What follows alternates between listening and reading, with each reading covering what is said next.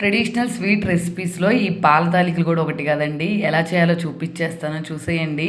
ఈ పాల తాలికలు చేసుకోవడానికి మనకి స్టోర్ బియ్యం అయితే కావాలండి. స్టోర్ బియ్యం అయితేనే టేస్ట్ చాలా బాగొస్తది. ఒక గిన్నెలోకి కొలత ప్రకారం అయితే స్టోర్ బియ్యం వేసుకొని వీటిని నీట్‌గా మట్టి, రాళ్ళు ఏమీ లేకుండా అయితే వాష్ చేసుకొని 24 గంటలైతే బాగా నానబెట్టుకోవాలి. 24 గంటల తర్వాత వీటినైతే వడగిన్నెలోకి వేసుకొని కొంచెం ఆరబెట్టుకొని అయితే తడిగా ఉన్నప్పుడే పిండి అయితే వేపించుకోవాలి. తర్వాత ఒక మిక్సీ జార్ అయితే తీసుకొని అందులోకి ఇలాచి అలాగే కొంచెం షుగర్ వేసుకొని పౌడర్ లాగా అయితే పౌడర్ చేసుకొని పక్కన పెట్టేసుకోవాలి.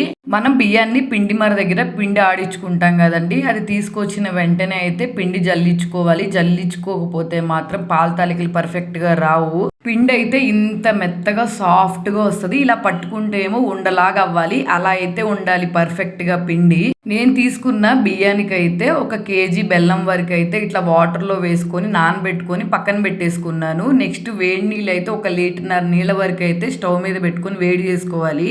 పాల తాలికల పిండి జిగటగా రావటానికైతే కొంచెం నీళ్లు చేసుకొని అందులోకి బియ్యం పిండి వేసుకొని నేను ఇందాక చూపించాను కదా, అలా థిక్ పేస్ట్ లాగా ఉడకబెట్టుకొని ఈ పేస్ట్ ని బియ్యం పిండిలో వేసేసుకొని ఇట్లా కొంచెం చపాతీ ముద్దలాగా అయితే సాఫ్ట్ గా కలుపుకొని పక్కన పెట్టుకోవాలి. నెక్స్ట్ నీళ్లు కాగిన తర్వాత సగ్గుబియ్యం వేసుకోవాలి.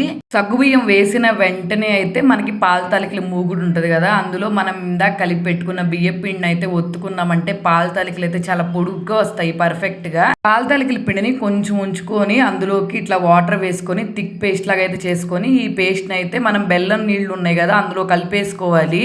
బెల్లాన్ని ముందే మనం నానబెట్టుకున్నాం అనుకోండి, బెల్లం తొందరగా కరుగుతుంది. పాల తాలికలు అయితే చాలా సాఫ్ట్ గా కుక్ అయిపోయిన తర్వాత మనం ముందుగా కలుపుకున్న బెల్లం వాటర్ అయితే ఇందులో వేసేసుకుంటే ఇందాక ఇందులో బియ్య పిండి కూడా కలిపాం కదా కాబట్టి థిక్ పేస్ట్ లాగా అయితే అయిపోతుంది. దింపే ముందు అయితే పచ్చిపాలు వేసేసుకొని చూసుకొని తగినట్టు లాస్ట్ గా అయితే ఇలాచీ పౌడర్ వేసుకున్నాం కదా ఇందాక మన మిక్సీ జార్ లో, అదైతే వేసేసుకొని ఒకసారి కలుపుకున్నాం అనుకోండి మనకి పాల తాలికలు అయితే రెడీ అయిపోతాయి వేడి వేడిగా. ఈ రెసిపీ అంతా మా అమ్మమ్మ చేసింది, చాలా బాగుంది టేస్ట్.